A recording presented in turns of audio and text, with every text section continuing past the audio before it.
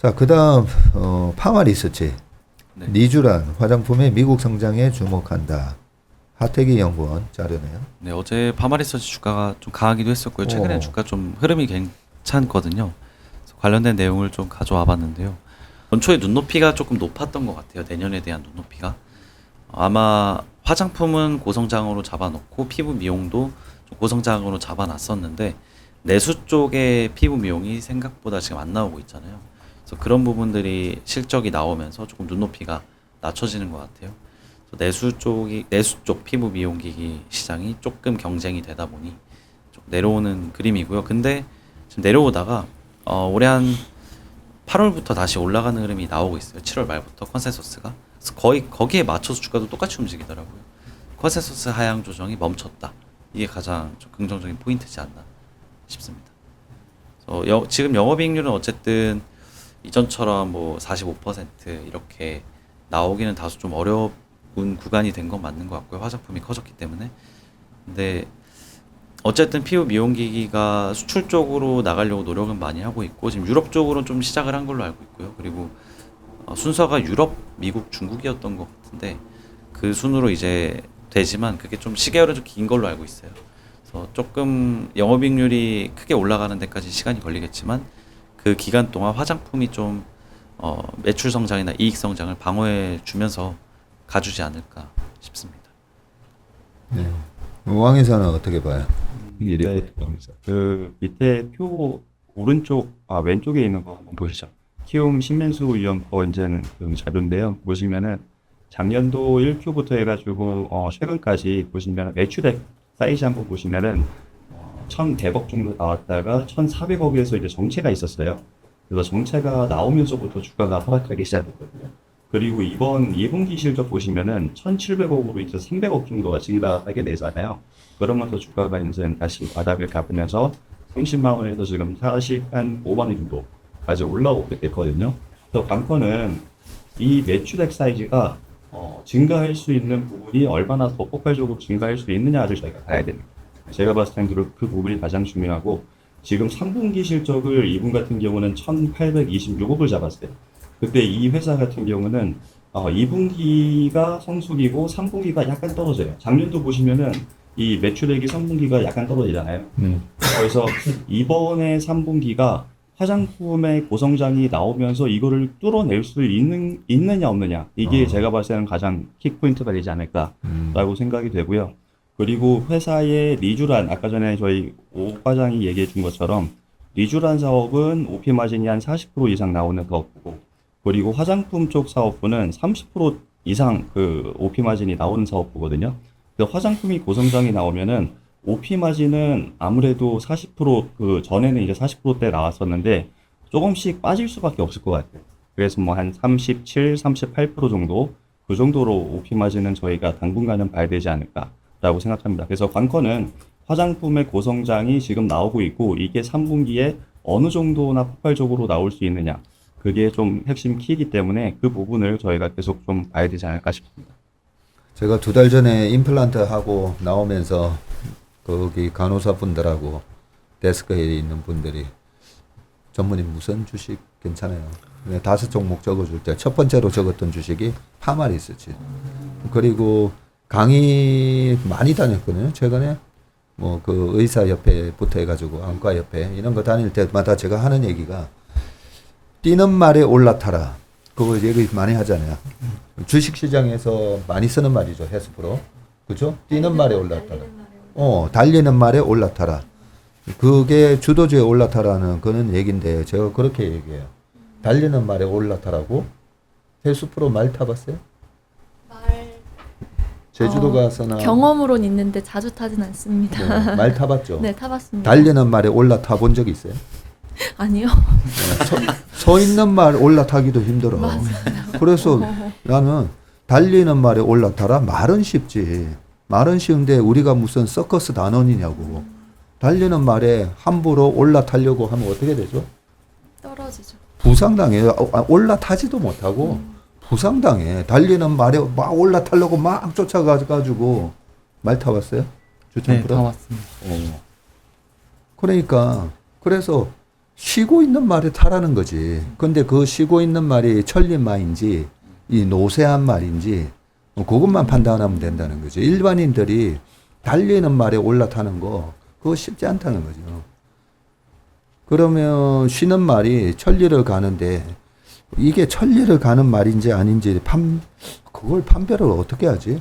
매출하고 이익 증가가 최근 3년 동안에 꾸준히 이어졌는지, 그리고 올해하고 내년에도 매출하고 이익 증가가 계속되는지, 그것만 보면 돼요. 근데 왜 쉬는 거지? 그동안에 너무 올라서 이격이 좀 벌어졌을 수도 있고, 멀티플이 좀 과했을 수도 있고, 아니면 최근처럼 삼성전자 하이닉스가 수급을 쫙 빨아가면서, 무슨, 여기 또 나오지만, YOY 성장이 올해 작년 대비해서 30%잖아요. 매출이. 작년에는 53이었고. 근데 반도체 성장이 안 나올 때 이런 주식들, 삼양식품. 삼양식품 불닭볶음면 또 쉬는 말로 제가 강의 때 많이 얘기를 하는 주식인데, 그 반도체가 성장이 안 나올 때는 이렇게 53% 나오는 조선도 마찬가지고, 이쪽으로 돈이 갔다가 반도체에서 뭐 300%, 400% 나오니까 당연히 이제 돈이 그쪽으로 옮겨가는 건 맞는데, 그걸 달리는 말에 선수들은 이제 저쪽 말이 뛰기 시작하네? 잘 올라탄다는 거지, 선수들은. 근데 일반인 분들이 그 달리는 말에 옮겨 탄다고 뒤늦게 막 달리는 말 쫓아가잖아요. 다 부상당한다는 거죠, 부상. 그 매매 방법보다는 오히려 쉬고 있는 천리말을 타라는 거죠. 쉬고 있는 천리말.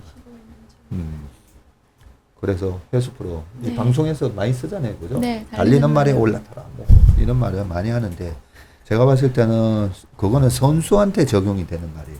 선수한테 나는 선수인가 한번 다들 생각을 해보시고, 나는 잘해. 그걸 잘하는 사람이 드래큰 밀러라 했잖아요. 그런 분이 연평균 30%예요. 30%. 그렇게 달리는 말을 잘 옮겨 탄다라고 하면서도 연평균 30%거든.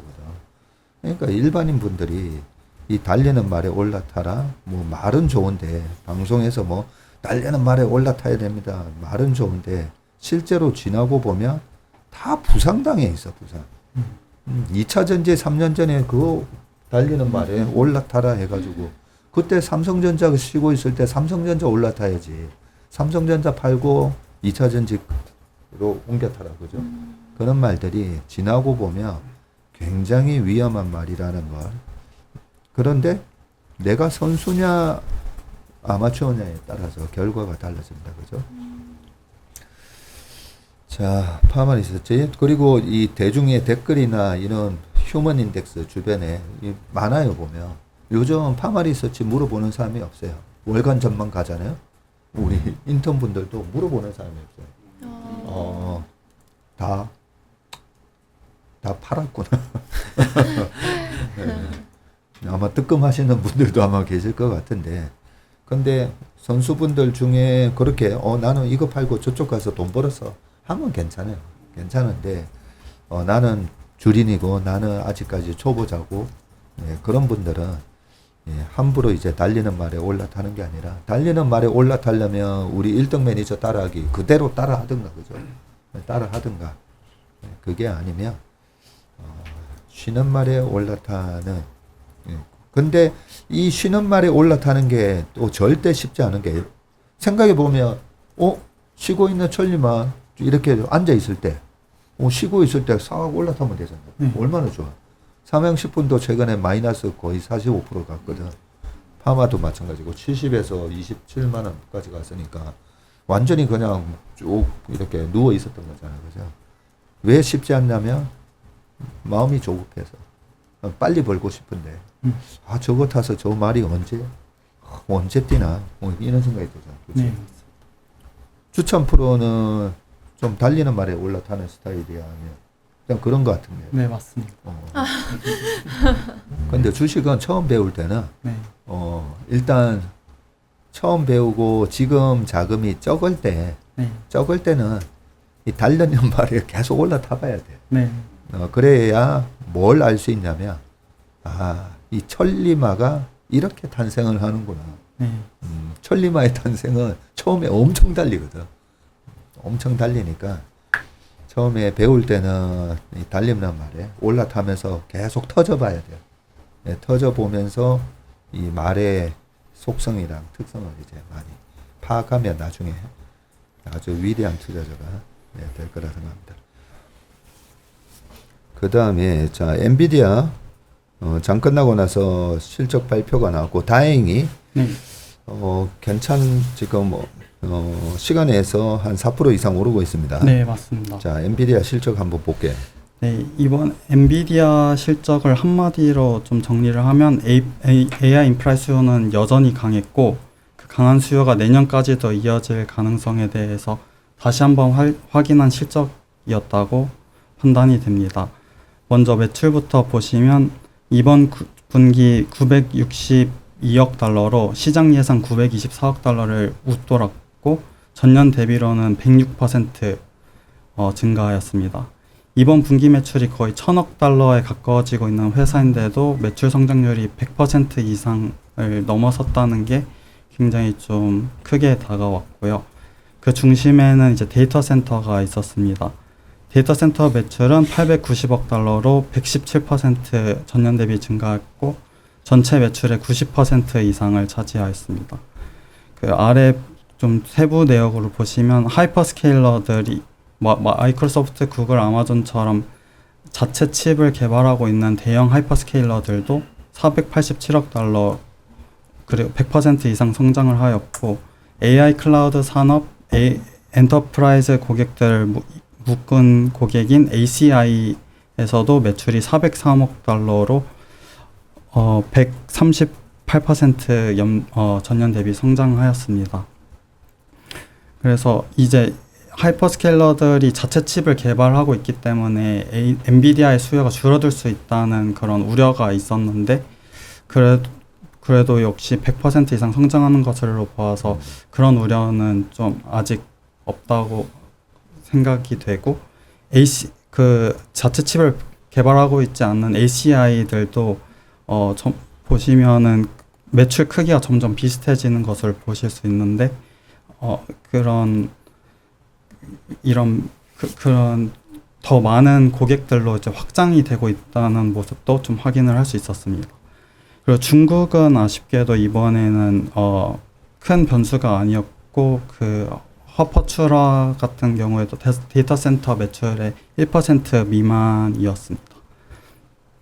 그 매출 총 이익률을 보시면 75%로 아직은 메모리의 가격 영향이 받지 않은 것을 아실 수 있고 조정 EPS도 2.2달러로 예상치인 2.09달러를 크게 웃돌았습니다.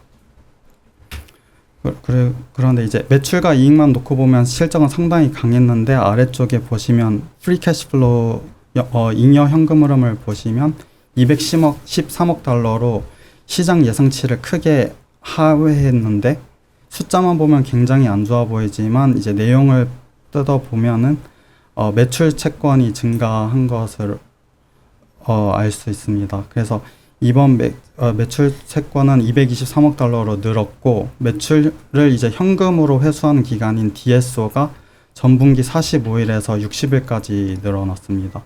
그래서 이 부분은 이제 과거 전 분기 어닝콜에서도 회사에서 직접 말을 했었는데 그 현금 회수 타이밍이 잘 맞아서 전 분기 때는 좀 빨라졌던 것이고 이번 분기에선 다시 늦어질 것이라고 말을 했었기 때문에 그런 이 부분에서 우려가 좀 덜하고 재고도 58억 달러로 증가를 하였는데 이 부분은 베라루빈 출시를 앞두고 제품을 준비하는 과정에서 증가한 재고입니다. 그래서 이런 부분을 보면 FCF의 감소가 현금 천출력이 갑자기 안 좋아졌다기보다는 매출 채권과 신제품의 출시 전 재고 증가라는 운전 자본의 영향이 좀 컸다고 보는 게 맞다고 생각합니다. 그리고 아래 이어서 가이던스를 보시면 매출은 1,080억 달러로 예상치를 상회하였고 그리고 매출 총이익 가이던스를 보시면 74%로 예상치인 75%를 1% 하락을 하락한 상태로 제시를 하였는데 이번 어닝콜에서 나중에 보시면 아시겠지만 메모리의 가격 영향이 있다고 하였습니다. 그래서 메모리 가격 상승을 엔비디아도 피하지 못했다는 것을 좀 가이던스에서 확인을 할 수 있었습니다. 그리고 아래 쭉 이어서 릴리즈 주요 내용을 몇 가지 살펴보시면 베라 루빈이 이제 차세대 플랫폼인데 이제 풀 양산에 진입을 하였고 현재 코어위브, 구글 클라우드, 애저, 오라클, 네비우스 등 실제 렉이 가동되고 있다고 합니다. 그리고 지난 분기 이제 3분기부터 양산 출하를 시작하겠다고 이제 말을 했었는데 그 약속이 잘 지켜지고 있는 것을 확인을 하였고 두 번째 정로 이제 저희가 유심히 보고 있던 부분이 네트워킹이었는데요. 스펙트럼 6 스위치가 새롭게 발표되었고 베라루빈 플랫폼의 일부로 출하를 시작했다고 합니다. 이제 스펙트럼 6는 기존 플러거블 방식과 CPU 모두 지원을 하고 이제 그렇지만 이런 네트워킹단에 대한 발표는 있었지만 아직 콜에서 스케일 아웃에 대한 언급 자체는 없었습니다. 그리고 그렇지만 이제 GPU와 함께 네트워킹 제품이 점점 확장을 할 수 있다는 것들을 알 수 있었습니다. 세 번째는 이제 공급 약정으로 기존 1,190억 달러에서 2,790억 달러로 크게 늘었습니다. 이 증가분의 대부분은 이제 메모리 조달 관련이고 SK 하이닉스와도 차세대 메모리에 대한 장기 파트너십을 체결하였다고 합니다. 그래서 앞에서 이제 메모리 가격 때문에 마진이 내려간다고 했었는데 동시에 앞으로 필요한 메모리를 확보하기 위해서 장기 공급까지도 크게 늘려놓은 것을 확인을 하였습니다. 그리고 엔비디아가 계속 요즘에 순환근음과도 말이 많이 나왔었는데 오픈 AI와 사용할 오하이오 데이터 센터에 최대 1,050억 달러의 임차 보증을 제공하기로 하였습니다. 아폴로나 블랙락, 블랙스톤, 브룩필드, 골드만삭스 등 5천억 달러 이상의 제3자 자본을 동원하는 파이낸싱 플랫폼도 추진한다고 하였는데 이제 AI 인프라 규모 자체가 워낙 커지다 보니까 이제 엔비디아가 단순히 GPU를 판매하는 것을 넘어서 데이터 센터 건설에 필요한 자본을 연결하는 역할까지 하고 있는 것을 확인을 하였습니다. 그리고 어닝콜스에서는 엔비디아가 처음으로 내년 회계년도 FY 28년도 성장률에 대한 전망을 제시를 하였습니다. 이제 내년 매출이 전년 대비 약 70% 이상 할 것으로 전망을 하는데 아래쪽에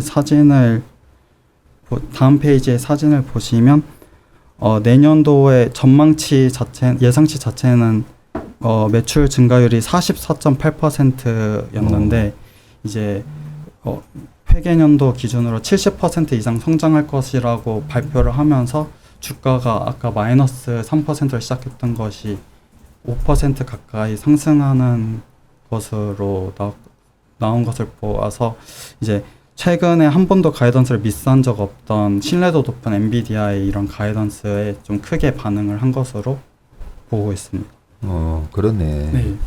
지금 엔비디아 시간에 이제 주가가 올라간 이유 중에 저는 요 영업이익률 사실 봤었거든. 네. 영업이익률 보면 61에서 아까 65로 크게 뛰었어요 보니까.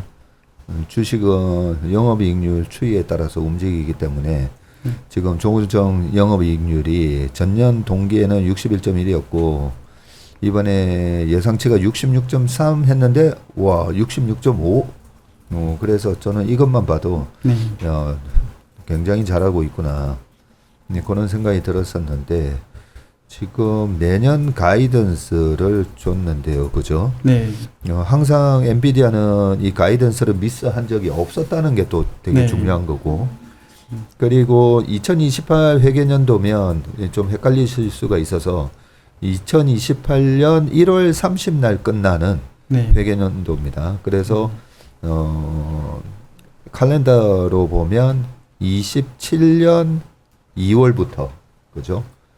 27년 2월부터 28년 1월 말까지인데 우리가 제일 우려하는 게 내년에도 잘 되려나?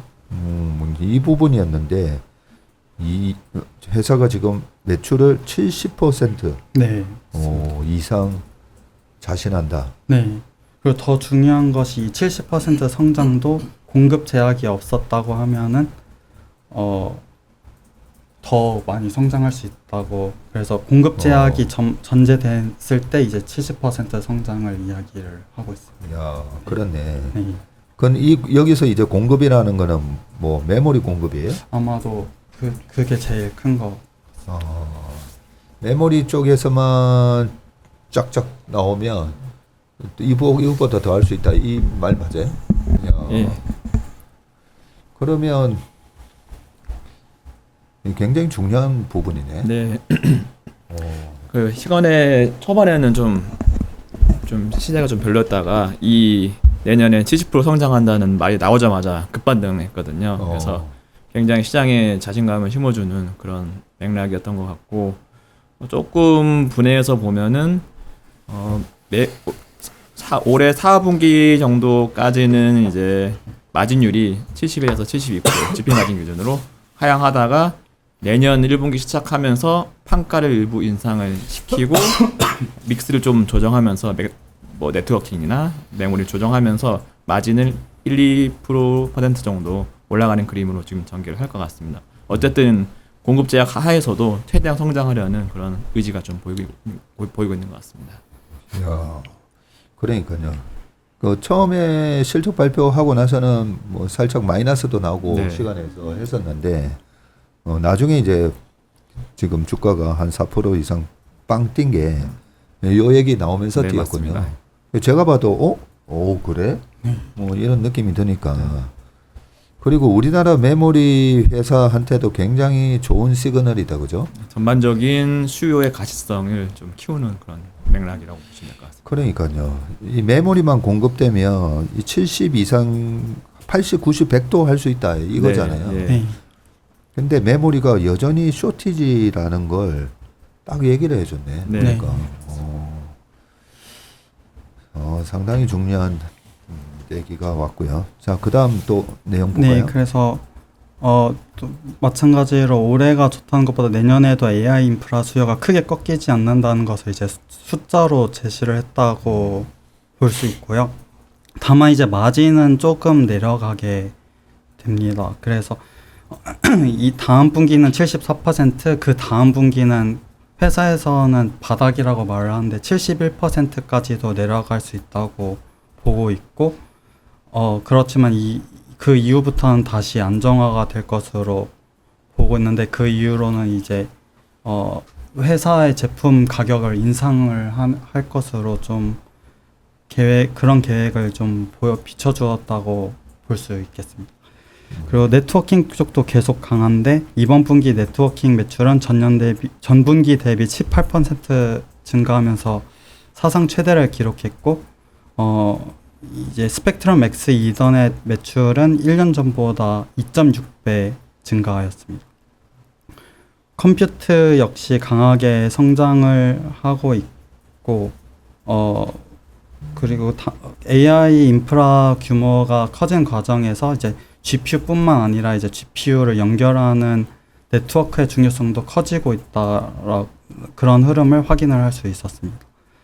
그리고 하이퍼스케일러들의 CAPEX 전망도 계속 강하게 보여주었습니다. 상위 5개 하이퍼스케일러들의 CAPEX를 올해 8천억 달러, 그리고 내년에 1조 3천억 달러까지 전망을 하였고, 특히 아마존의 AWS는 FY29 2분기까지 엔비디아 GPU를 200만 개를 추가로 배치하겠다고 발표를 하였습니다. 그리고 또한 순환금융 자체에 대해 우려에 대해서도 회사에서 어닝콜에 정면으로 대응을 하였는데, 엔비디아는 지금까지 프론티어 AI 연구소에 약 500억 달러를 투자했고, 오픈 AI와도 2030년까지 약 19기가와트의 컴퓨팅 수요를 약정을 하여 한 부분에 대해서 이제 투자자들이 순환 금융이라고 부르지만 엔비디아는 이를 좀 다르게 보고 이 GPU와 컴퓨팅 플랫폼 자체는 특정 고객에게만 사용할 수 있는 자산이 아니라 다른 고객에게도 재배치할 수 있는 범용 자산이라고 보아서 이런 리스크가 좀 제한적이라고 반박을 해주었습니다. 네, 그래서 이어서 이제 Q&A도 좀 짚어보시면 세 가지를 가지고 왔는데 첫 번째 질문은 방금 말씀드렸던 그 다음 회계년도의 70% 성장에 관한 내용입니다. 그래서 회사가 제시했던 1조 달러 전망 매출보다도 2천억 달러 정도 높아진 숫자인데도 회사가 이제 공급 제약이 없었다면 성장률이 지금 제시한 70%보다도 훨씬 높았을 것이라고 강조를 하였습니다. 그리고 두 번째 질문으로는 오픈 AI와 엔트로픽 같은 고객들이 자체 칩을 개발하고 있는데 엔비디아 입장에서는 경쟁자를 이제 지원하는 것이 아니냐 이런 질문이 있었습니다. 이제 엔비디아는 커스텀 칩과 자신들의 플랫폼 칩은 역할이 다르기 때문에 커스텀 칩은 대부분 특정 클라우드나 특정 서비스의 일부 추론 업무에 최적화되어 있지만 엔비디아는 모든 클라우드에서 학습 추론까지 AI 전체를 지원하는 플랫폼이라고 설명을 하였습니다. 그래서 이런 LLM 회사들이 자체 칩을 개발하더라도 장기간 엔비디아의 컴퓨팅을 사용할 것이라고 확신을 하는 그런 상당한 자신감을 보여주었습니다.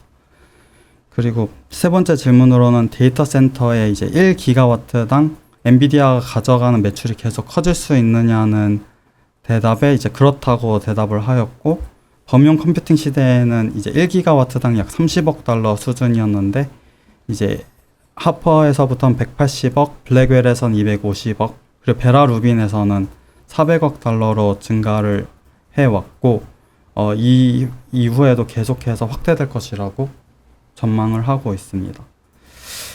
그래서 그리고 또한 500억 달러의 데이터 센터 ROI 회수 기간도 1년 미만이라고 언급을 해주었습니다. 그리고 아래는 잠깐 사진을 제가 가지고 왔는데 이제 최근에 엔비디아에 관련해 가지고 스케일 아웃이라는 표현이 시장에서 굉장히 많이 언급이 되고 있습니다. 근데 이제 스케일 업, 아웃, 어크로스 이게 단어들이 각각 비슷하다 보니까 어떤 차이가 있는지를 좀 헷갈려서 가지고 와보았는데 이번 어닝콜 자체에선 이 스케일 아웃에 대한 언급 자체는 없었습니다. 그럼 이 스케일 업, 아웃, 어크로스에 대해서 간단하게 설명을 드리자면 하나의 렉 안에서 이제 GPU 수나 메모리 용량, 그 대역폭 등을 늘려서 그 시스템 자체의 연상 능력을 키우는 것, 하나의 렉 안에서 키우는 것, 그것을 스케일 업이라고 하고 이런 렉들을 연결해서 하나의 컴퓨팅 파워로 만드는 것이 스케일 아웃, 그리고 이런 여러 가지 렉들을 묶어 있는 클러스터들끼리의 연결을 스케일 어크로스라고 한다고 합니다. 그래서 이런 쉽게 기억하기 위해서는 이제 렉 안에서는 스케일 업, 렉과 렉 사이에는 스케일 아웃, 그리고 이런 렉 클러스터들, 그리고 데이터 센터 단위로 넘어가게 되면 어크로스라고 보시면 될 것 같습니다. 그리고 말씀드렸다시피 이번 전략에서 이번 어닝콜에서 이런 전략을 바꾸었다 이런 걸 직접 이야기한 것은 아니지만 네트워킹 매출이 빠르게 성장을 하고 있고 그런 관련 제품군이 확대되고 있다는 점에서 GPU가 숫자가 늘어날수록 그런 GPU들 연결하는 네트워크의 중요성 역시 커지고 있다는 흐름을 확인을 할 수 있었습니다. 그래서 최종적으로 정리를 하자면 엔비디아 실적은 AI CAPEX 사이클이 꺾이고 있다는 신호보다는 오히려 공급과 메모리 그리고 네트워크를 얼마나 빨리 확보할 수 있느냐 그런 거가 더 중요한 구간에 들어가고 있다는 것을 보여준 실적이었다고 정리할 수 있겠습니다. 이 Q&A 답변은 누가 했어요? 젠선왕이 직접 하셨나요? 네. 그래요? 네. 자, 우리 문상무가 좀 추가 코멘트 좀 해주시죠.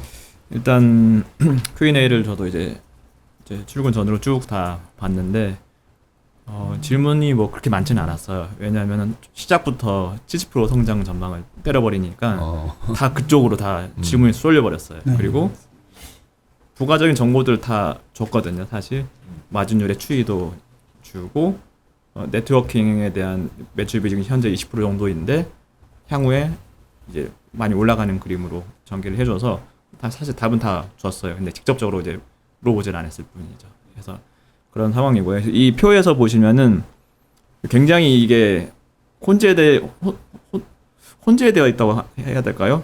용어가 정립이 아직도 안 돼 있어요. 스케일 업, 아웃, 스케일 어크로스. 그런데 업계, 특히 엔비디아에서 통용되는 그 맥락에서는 그 GPU를 직렬로 연결하면 다 스케일 업으로 보고 있습니다. 직렬로 그냥. 그래서 여기에 이 그림에서 좌측에 보시면 이렇게 초록색 박스로 이렇게 돼 있잖아요. 네. 이게 이 렉인데 렉을 이렇게 이 초록색 하나하나가 이제 GPU이고 이게 72개가 쌓이면은 렉 한 개예요. 그래서 약간 서랍식으로 되어 있는데 원래는 이거를 다 연결하면 이제 스케일 업이라고 봤었는데 이거를 좀 더 확장해서 이 렉 자체를 직렬로 다 연결해 버리면은 GPU를 연결한 거랑 마찬가지거든요. 그래서 스케일 업의 약간 확장이라고 보시면 될 것 같아요. 그래서 이 렉끼리 이제 렉에 연결한 것들을 또 이어붙이려면은 이제 여러 가지 부가적인 요소들이 포함되기 때문에 절차가 좀 복잡하거든요. 그때의 경우에 스케일 아웃이고 그리고 데이터 센터 간의 연결을부터 스케일 어크로스라고 보통 칭하고 있습니다. 그래서 이 정도로 이해하시면은 크게 헷갈리시진 않을 것 같아요. 그래서 앞으로 엔비디아의 전략은 스케일업을 최대한 끌어올려서 연결성에서의 그 속도를 비약적으로 향상시키겠다. 이렇게 지금 전략을 짜고 있는 것 같습니다.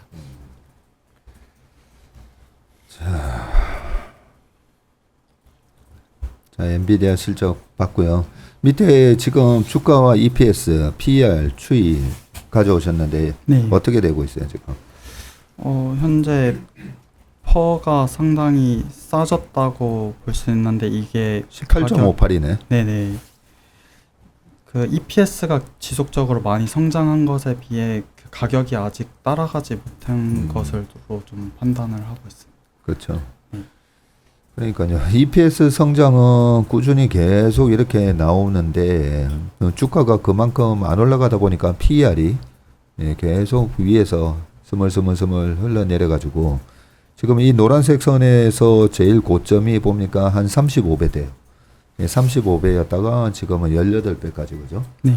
쭉 떨어져 있는데 PER은 피트린치가 얘기하셨지만 앞으로의 EPS 성장성을 좀 반영을 한다라고 보면 되기 때문에 EPS 성장이 폭발적으로 시작되었었던 3년 전에는 엔비디아가 뭐 70배에서 150배 막 이렇게 받았고 그럴 때 우리가 야 이거 PER이 너무 비싼 거 아니야 하는데 EPS 성장이 뭐 150% 나와버리면 그거는 타당한 PER이다.